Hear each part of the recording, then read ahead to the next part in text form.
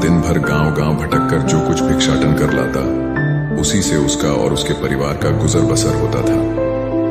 परिवार में मात्र पति, पत्नी और पुत्र थे, परंतु कभी कभी भिक्षा मिलती तो कभी नहीं, जिससे किसी प्रकार पेट भरता। वे कभी पूरब के गांव में भिक्षाटन करने जाते, कभी पश्चिम के गांव में, कभी उत्तर जाते, कभी दक्षिण। यही उनका काम था। बेटा बड़ा हो रहा था, उसकी शिक्षा शुरू होनी थी।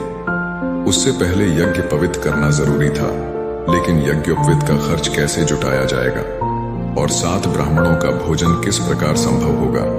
ब्राह्मण जब सुबह सुबह पूजा पाठ कर भिक्षा को निकलते, तब ब्राह्मणी रोज बालक के यज्ञ के बारे में याद दिलाती। एक दिन ब्राह्मण ने उसकी पत्नी से कहा कि ऐसे नहीं चलेगा, मुझे इंतजाम के लिए नगर की ओर जाना पड़ेगा। उसकी पत्नी ने उसे एक भिक्षा पात्र का ठेला बांध दिया और विदा किया। वह ब्राह्मण काफी सीधा और भोला था। ब्राह्मण अनजान रास्ते पर चलते चलते थक गया था और शाम भी हो गई थी। वह एक विशाल पेड़ के नीचे बने चबूतरे पर अपना गमछा बिछाकर सो गया। वह काफी थक गया था, इसलिए सोते ही उसे नींद आ गई। संयोग से उसी राह से विधि और विधाता पंछी रूप में भ्रमण कर रहे थे। थोड़ा आराम लेने के विचार से पेड़ पर बैठ गए। पेड़ के नीचे सोए निर्धन ब्राह्मण को देखकर विधि ने विधाता से कहा, देखिए, यह बेचारा गांव गांव भिक्षाटन करता है, जिससे पेट भी नहीं भरता। अब बेटे का उपनयन संस्कार सिर पर है, कैसे करेगा? क्या आपको इस पर दया नहीं आती है?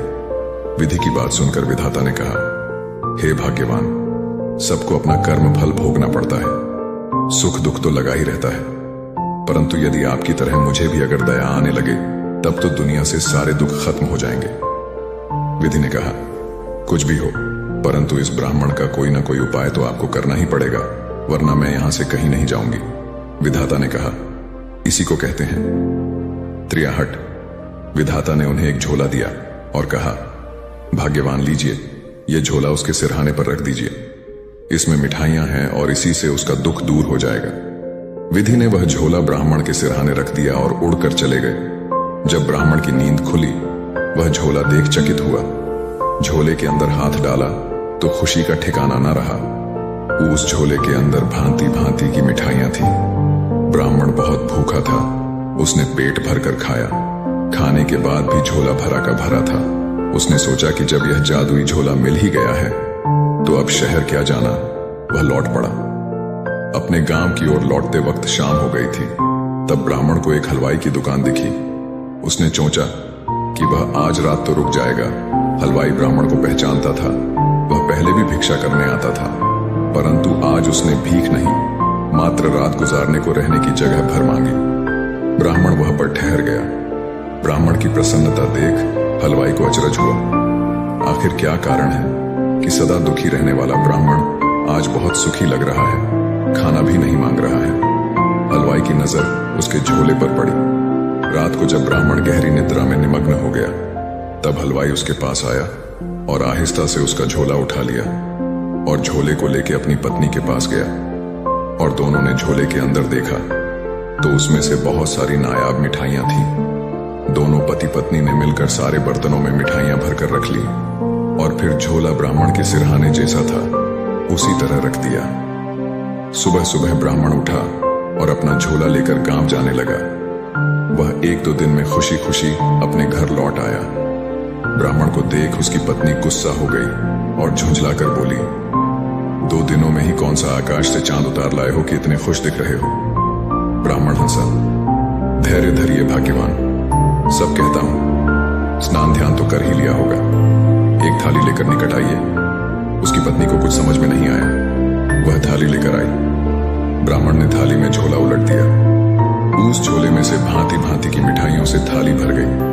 उसकी पत्नी चकित हो गई और ब्राह्मण ने अपने हाथों से एक मिठाई उसकी पत्नी को खिलाते हुए कहा, अरे भाग्यवान, खाइए, जितना जी चाहे उतना खाइए। ब्राह्मण ने सारा किस्सा ब्राह्मणी को सुनाया। ब्राह्मणी को भी मिठाई खिलाकर खुश किया। जिसके घर में नमक का जुगाड़ नहीं था, वह अब 5 भोग खाने लगे। अब ब्राह्मण भीख मांगने नहीं जाता। वह अपने घर में संध्या गायत्री का जाप करके दोनों खा पी कर आराम करते हैं। गांव के लोगों को आश्चर्य होता कि आखिर क्या रहस्य है जो ब्राह्मण और उसकी पत्नी दोनों इतना खुश है। कुछ दिन बाद आखिरकार रहस्य का पता भी गांव वालों को चल गया। अब बात राजा के कानों तक पहुंच गई। राजा निहायती लालची था। उसने ब्राह्मण को अपने महल बुलाया और ब्राह्मण ने राजा को आदर सत्कार से नमन किया और राजा ने ब्राह्मण को समझाया कि झोला उसके घर पर रहेगा तो चोरी हो जाएगा, इसे तुम मुझे दे दो, बदले में तुम्हें 25 स्वर्ण मुद्राएं दूंगा। ब्राह्मण कुछ समय विचार किया और विवश होकर झोला राजा को दे दिया। राजा के दिए रुपयों से बेटे का उपनयन संस्कार कर दिया। बचे हुए रुपए को दुकानदारों को दे दिए कि उनको राशन पानी देता रहे। कुछ दिनों के बाद वे पैसे खत्म हो गए। अब दुविधा ने फिर घेरा। आखिरकार ब्राह्मण ने निश्चय किया कि वह फिर से गांव गांव भीख मांगने जाएगा। सुख के बाद मिले दुख अधिक कष्टकारी होते हैं और वह गांव भीख मांगने निकल गया। एक दिन ब्राह्मणी ने ब्राह्मण से कहा कि आप एक बार फिर उसी राह पर जाएं, शायद फिर कोई चमत्कार घट जाए, शायद फिर से हमारे दिन अच्छे आ जाए। ब्राह्मण को भी ब्राह्मणी की बात अच्छी लगी और वह अगले ही दिन फिर से उसी रास्ते पर गया। रात होते होते वह उसी पेड़ के पास पहुंच गया। रात होने पर पेड़ के नीचे गमछा बिछाकर सो गया। विधि और विधाता पूर्ण चिड़िया के रूप में वहां आकर उसी पेड़ पर बैठे विधि ने विधाता को उलाहना देते हुए कहा, क्या हुआ? हे विधाता, आपने जो झोला दिया उससे इसका दुस्थायी रूप से कहां दूर हुआ? विधाता ने कहा, वह झोला राजा के पास चला गया। फिर विधि ने विधाता से कहा, कुछ तो राह निकाली। विधाता ने भी यही सोचा और एक बार फिर एक नया झोला ब्राह्मण के सिरहाने रख दिया और वहां से चले गए। सुबह सुबह ब्राह्मण ने आंखें खोली तो उसने देखा कि वैसा ही एक झोला उसके पास आ गया था। ब्राह्मण ने नया झोला देखा। वह खुश होकर जैसे ही झोले को पलटाकर अंदर देखा कि तभी उसमें से अचानक हाथ पैर निकलकर ब्राह्मण की धुलाई करने लगे। ब्राह्मण चीखने लगा। फिर जैसे तैसे करके झोला सीधा किया कि हाथ पैर उसमें समा गए। ब्राह्मण ने झोला बांधा और उसे लेकर वह हलवाई की दुकान गया।